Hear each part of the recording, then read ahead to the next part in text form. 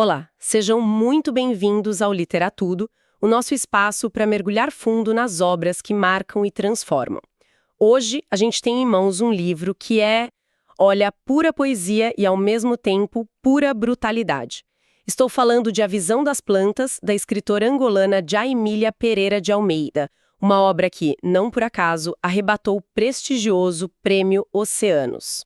A nossa missão aqui vai ser desvendar a figura do Capitão Celestino. Imaginem só, um homem com um passado de pirata, cheio de violência, que na velhice volta para casa com um único objetivo: cuidar de um jardim. A grande questão que fica nos assombrando durante a leitura é: será que é possível cultivar flores num solo que foi manchado de sangue? É uma história sobre redenção ou sobre a mais profunda indiferença? Para nos guiar nesse labirinto, temos aqui o nosso especialista. Olá a todo o pessoal que ama literatura.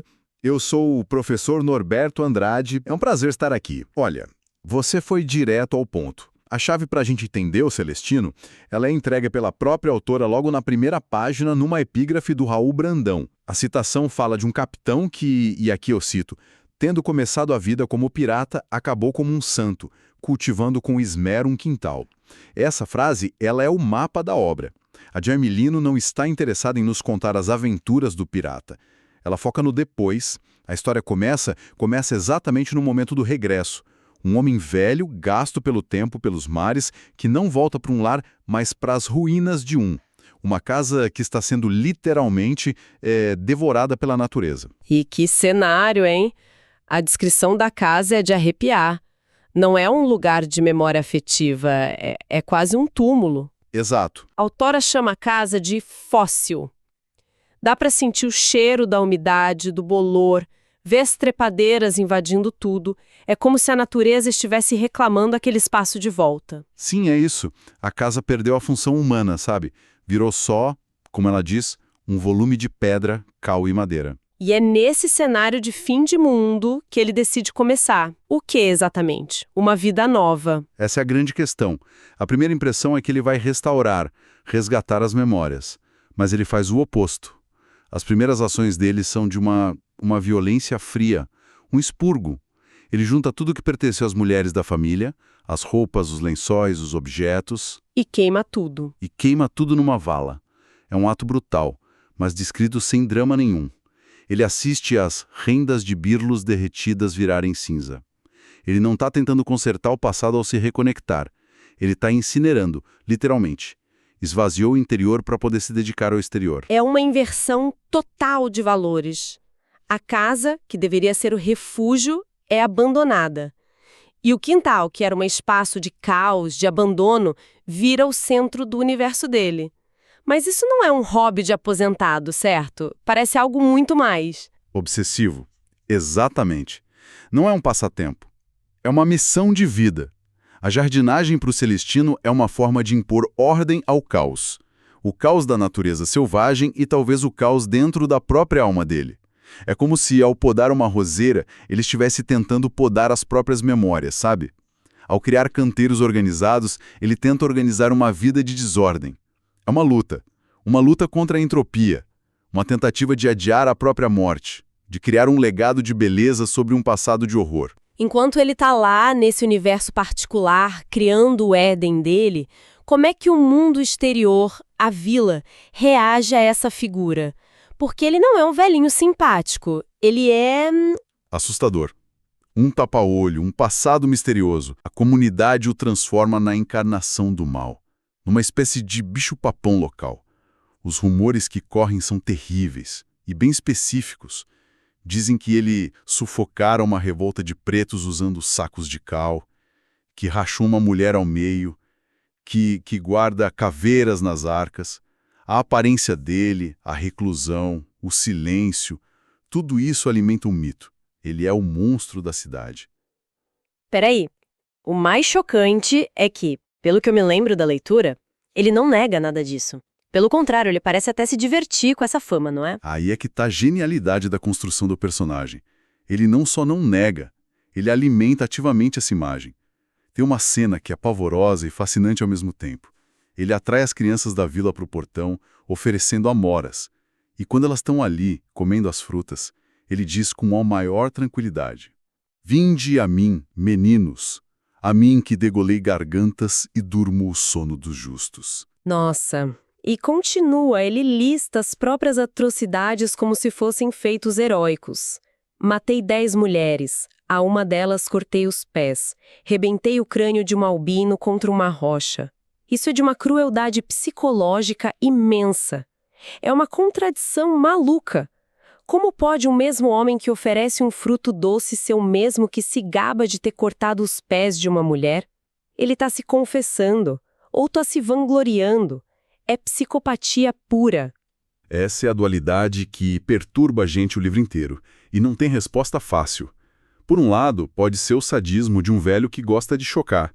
Por outro, pode ser uma forma distorcida de confissão, a única que ele conhece. Ele não pede perdão, ele esfrega a maldade na cara do mundo. Ele se assume como monstro, talvez, para que ninguém espere nada dele. E essa monstruosidade autoproclamada cria um contraste ainda mais violento com o que ele faz no quintal. Exato. Porque enquanto ele assusta as crianças com essas histórias, ele está ao mesmo tempo fazendo a coisa mais delicada e criadora de vida possível, que é construir um jardim. Como é que essas duas realidades coexistem na mesma pessoa? É o coração do livro. O jardim é o contraponto absoluto à biografia dele. Se a vida dele foi caos, o jardim é ordem. Se foi destruição, o jardim é criação. Ele dedica um cuidado quase maternal às plantas, constrói um sistema de rega, aduba a terra com sargaço que ele mesmo busca na praia, poda com uma precisão cirúrgica. O jardim se torna a obra-prima dele, a sua redenção. Ou talvez não. É aí que entra a visão das plantas, o título. O que as plantas veem? Talvez não veem nada, e essa é a beleza e o horror da coisa. Elas são as únicas testemunhas da vida dele que não o julgam. A autora tem uma frase matadora sobre isso. Tanto lhes fazia serem cuidadas por um assassino. Pro jardim, pra cameleira, ele não é o capitão celestino, o pirata, o monstro. Ele é a mão que rega, a força que afasta as pragas, a condição para que elas possam florescer.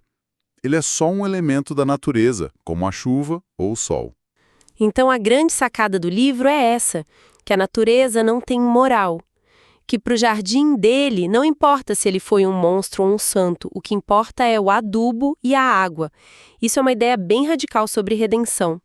É uma ideia radical e profundamente desconfortável. A autora sugere que ele e as plantas são feitos da mesma matéria, seiva da mesma carne sem dó nem piedade. A natureza é amoral. Ela floresce sobre campos de batalha da mesma forma que floresce em jardins de mosteiros. A redenção, se existe, não vem de um julgamento divino ou humano, mas dessa imersão total num ciclo de vida e morte que está além do bem e do mal.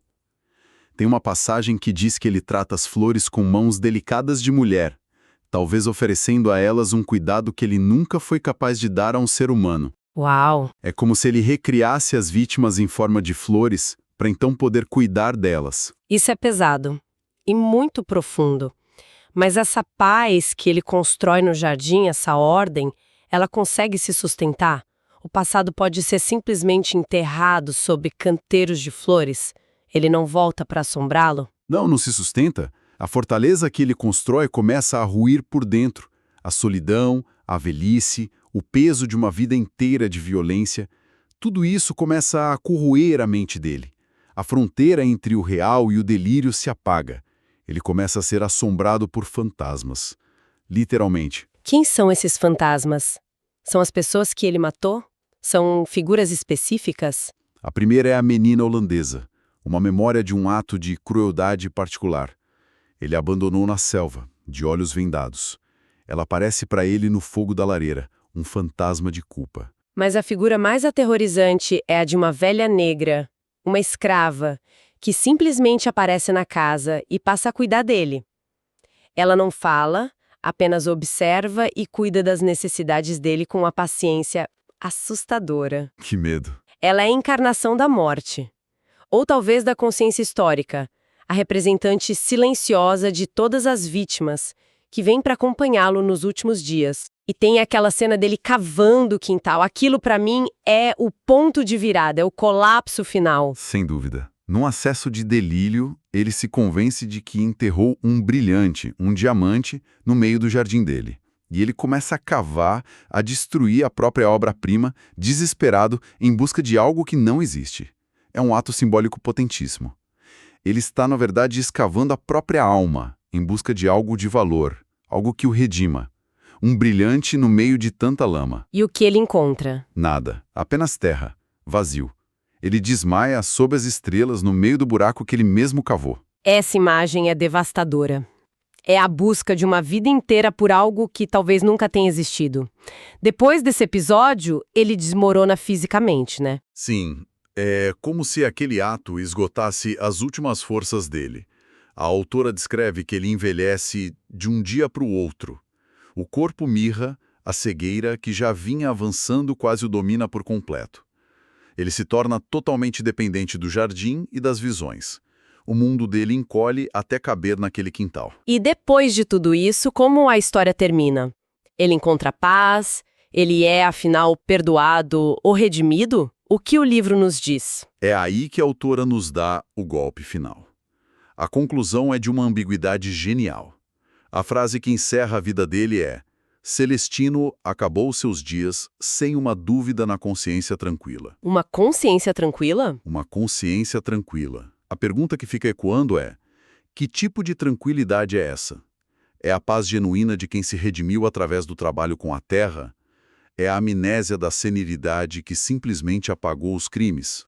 E essa é a interpretação mais arrepiadora. É a prova de que a consciência dele nunca foi verdadeiramente perturbada por nada do que ele fez. Então o livro não nos dá uma resposta. Ele nos deixa com essa pergunta incômoda. Exatamente. E para tornar tudo ainda mais complexo, a última imagem é a do padre Alfredo, que vai benzer o corpo. Ao sair da casa, ele olha para o jardim e vê as flores como uma aleluia pela passagem da alma do capitão. Para o padre, a natureza celebra a redenção daquela alma. Mas a autora nos deu todas as ferramentas para duvidar dessa visão. Será que o Celestino merecia essa aleluia? Ou será que a natureza, em sua sublime e assustadora indiferença, simplesmente floresceu, como sempre faz, sobre um solo regado com sangue e cuidado, sem fazer distinção? A decisão final é de quem lê. Para quem quiser se aprofundar em detalhes no meu livro Análises Literárias Completas 2026, o link de compra do livro está na descrição. Agradecemos a sua companhia em mais um Literatudo. E fica o nosso forte incentivo para que leiam a obra integral. A Visão das Plantas é uma experiência literária inesquecível que desafia nossas noções de bem e mal e nos deixa pensando por muito tempo depois da última página.